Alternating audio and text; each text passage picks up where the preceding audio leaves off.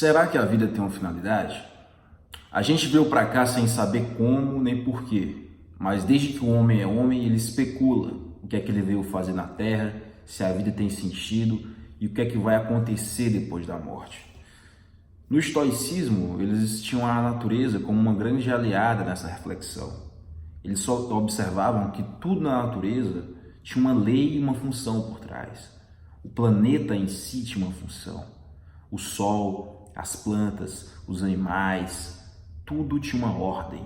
Então, de alguma certa forma, o ser humano também deveria ter alguma função nesse cosmos. Platão dizia que existe um mundo ideal, que é o mundo das causas, que seria o mundo real. Esse mundo ideal seria o mundo real.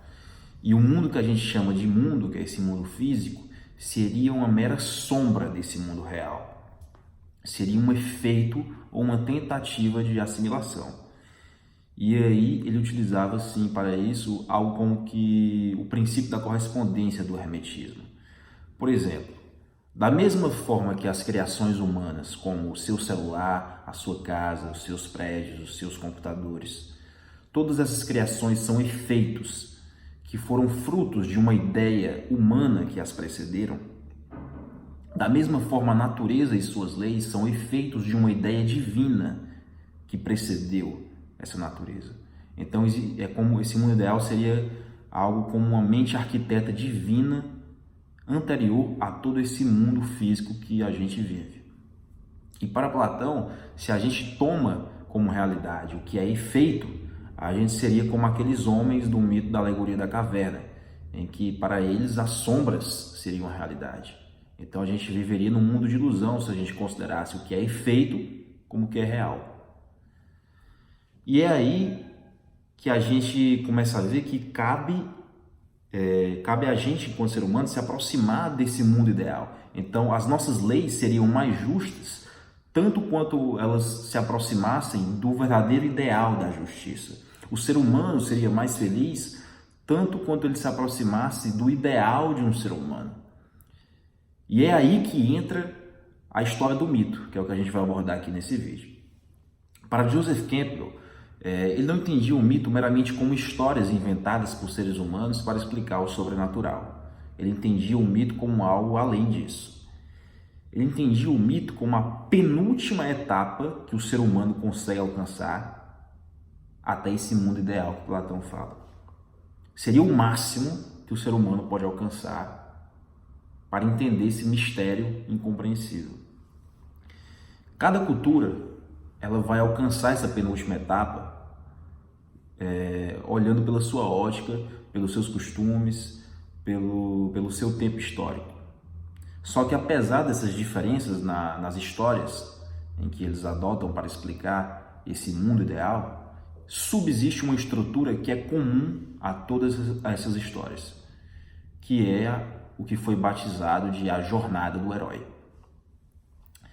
E é interessantíssimo a gente notar como culturas totalmente diferentes, algumas culturas que nunca tiveram contato umas com as outras, utilizam dessa mesma estrutura, o que para Campbell evidenciava um caráter universal da psique humana em busca do seu eu espiritual. Seria uma coisa que seria transcendente às culturas, uma estrutura que se repete dentro do ser humano.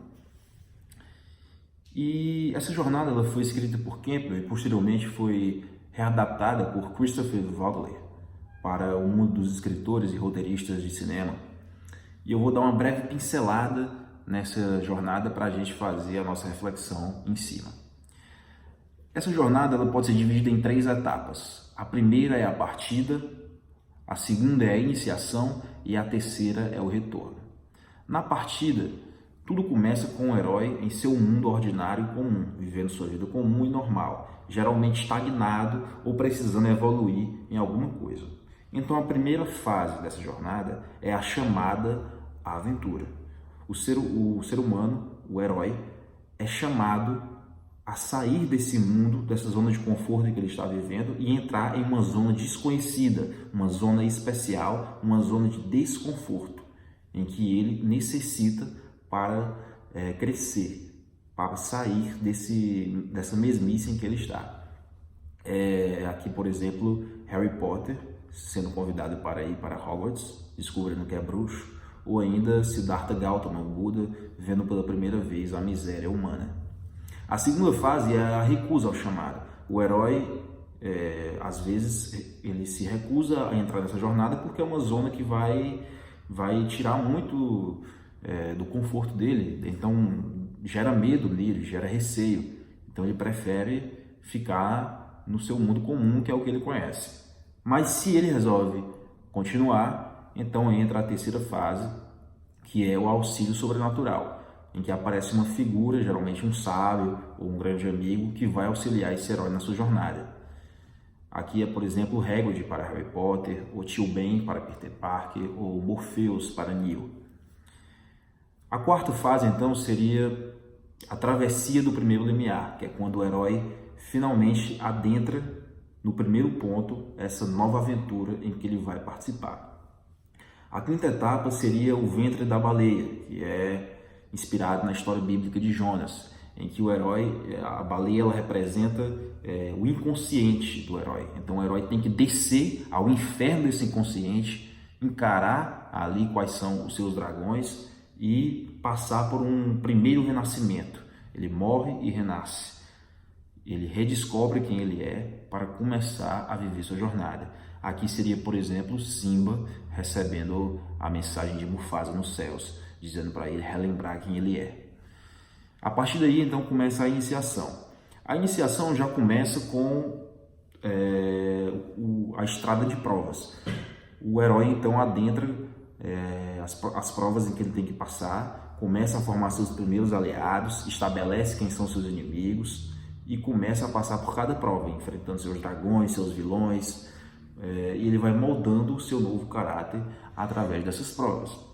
A partir daí, então, vem a outra etapa, que é conhecida como o encontro com a deusa, em que o herói vai ter que purgar de toda a sentimentalidade, vai ter que renascer novamente, e é o ponto mais ameaçador desse mundo especial. Ele chega no ponto mais temível, em que ele vai ter que se planejar para começar a adentrar esse mundo perigoso que apareceu para ele. A partir daí vem a tentação. O herói agora vai ter que enfrentar provações, tanto físicas como emocionais. Ele vai entrar em crise, ele vai parecer que vai morrer, ou então ele morre e renasce. É aí que o herói começa a se reinventar.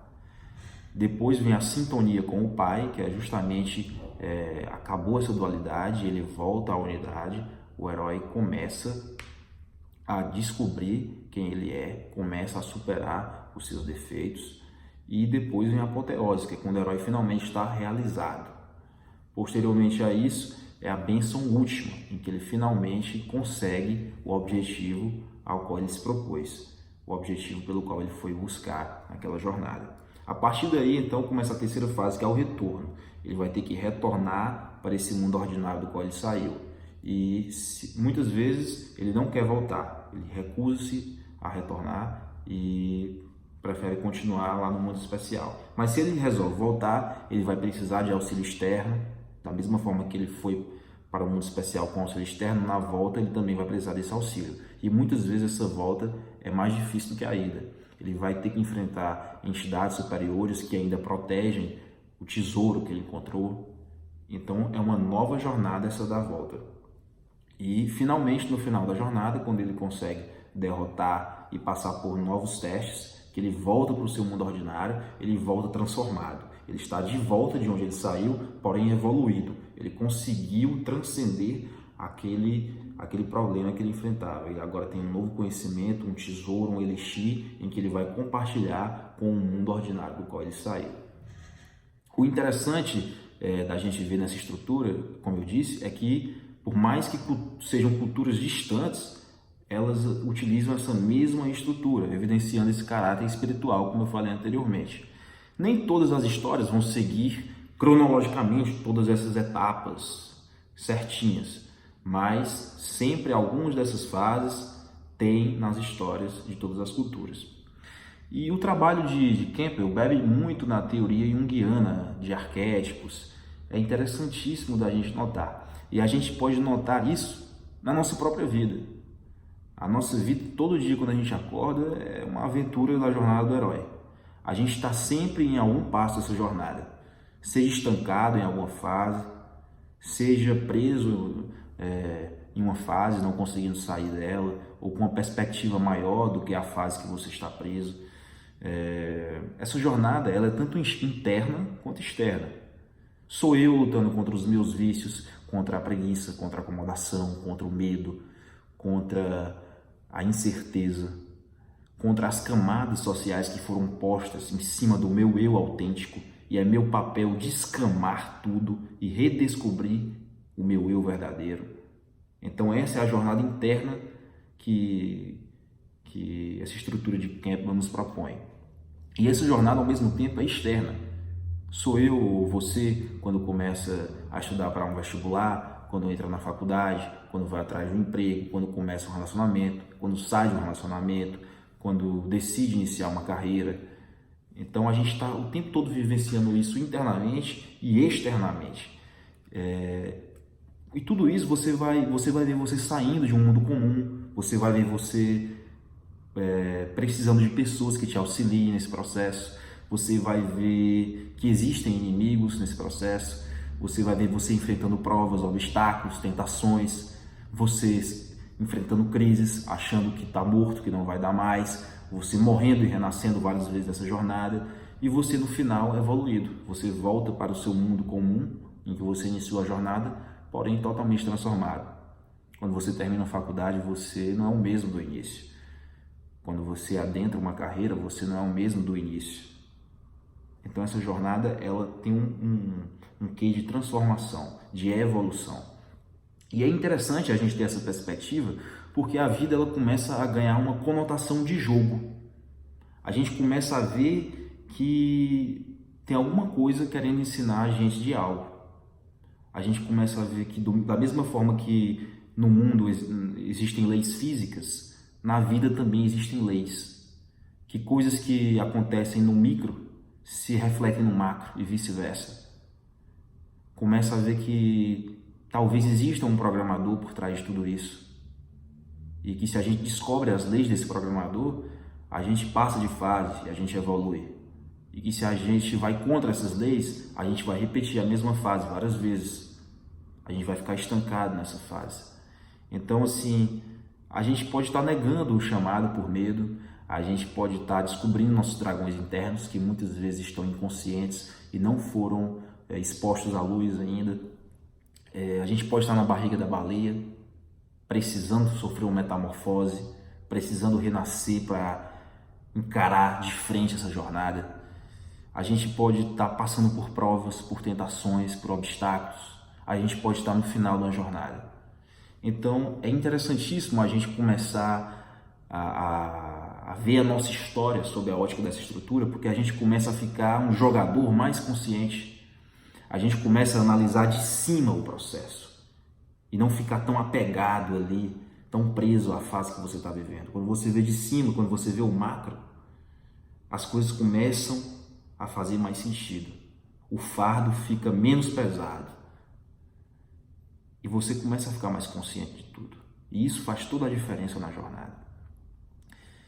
A gente vê muito esse exemplo em filmes e músicas. Filmes de super-heróis são os que mais arrebatam milhões de pessoas para o cinema. Os filmes da Marvel. Desde a época de quadrinhos, é o que mais arrebata. Porque eles seguem conscientemente essa jornada. Star Wars, George Lucas seguiu conscientemente a estrutura de Campbell. Músicas como Stairway to Heaven ou Faroeste Caboclo utilizam essa narrativa. Então parece que algo nessa narrativa se comunica com a nossa alma, com o nosso âmago, com a parte mais antiga de nós. Então a gente tem que estar atento para isso. Eu dei exemplo aqui de obras muito ricas que retrataram isso de uma forma bastante poética, mas existem obras que tentaram utilizar essa estrutura de uma forma mais superficial. E existem também pessoas que vão tentar utilizar essa estrutura para te vender algo, seja no mundo comercial, seja no mundo político. Então cabe a você também ser um jogador consciente para analisar isso também, se é verdadeiramente genuíno ou autêntico o que estão querendo te passar. E é interessante também a gente ser consciente em relação a isso, a essa estrutura, porque quanto mais a gente se nega a descobrir o nosso herói interno e a enfrentar as nossas mazelas, as mazelas que nos habitam, mais a gente vai projetar em alguma figura externa esse papel de herói. E isso é contraintuitivo, é contra essa jornada que a gente está falando. Então, é importantíssimo a gente começar a adotar esse processo de análise, esse processo de descer ao nosso inconsciente, a começar a ver o que é que está se repetindo na nossa vida, a enfrentar os nossos vícios, a fortalecer as nossas virtudes.